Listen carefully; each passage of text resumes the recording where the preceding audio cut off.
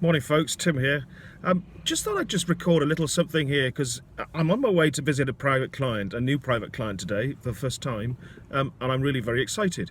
I've got here way too early, so I thought I'd record this instead while I'm waiting. Yesterday I went into the Apple shop specifically to buy a new iPad Air. My old iPad 2 is just dying on its feet. The term planned obsolescence springs to mind. It's now slower than a real slow thing.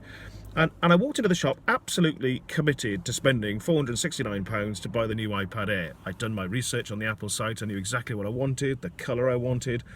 And I walked into the shop, and as ever, a lady approached me and asked me what I wanted. And I said I wanted to buy an iPad Air. And she said, I'll put you on there's a waiting list here. Somebody will be within a couple of minutes. So I sat there playing with my phone, as you do.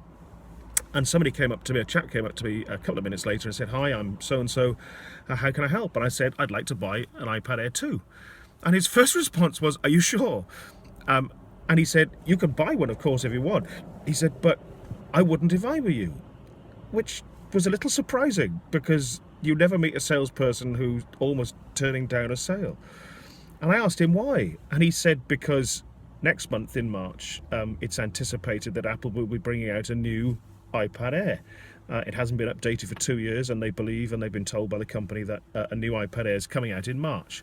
And I said, "Well, that's great, but I'm not sure I want the new one." He said, "No, that's not the point." He said, "If a new one does come out next month, the one that you want will be cheaper because they'll be selling off the old stock."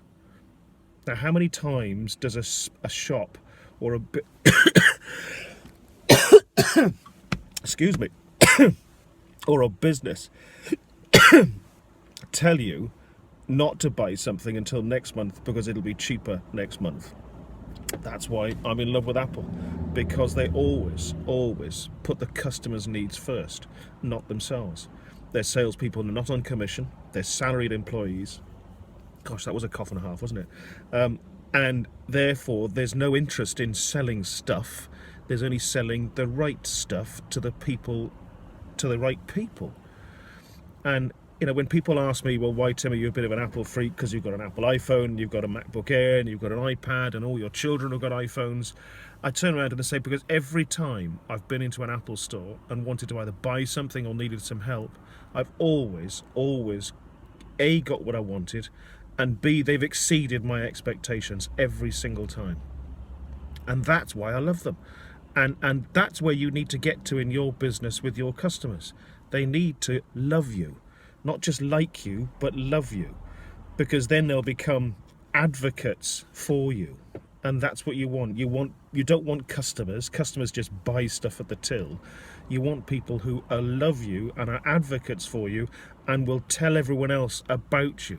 And it's only when you get to that stage in your business that customers are in that moment that you truly know that you've got your customer service right. I hope that little story makes sense. That's why I haven't bought an iPad. I walked out of there and said thanks very much, and I'll be going back next month.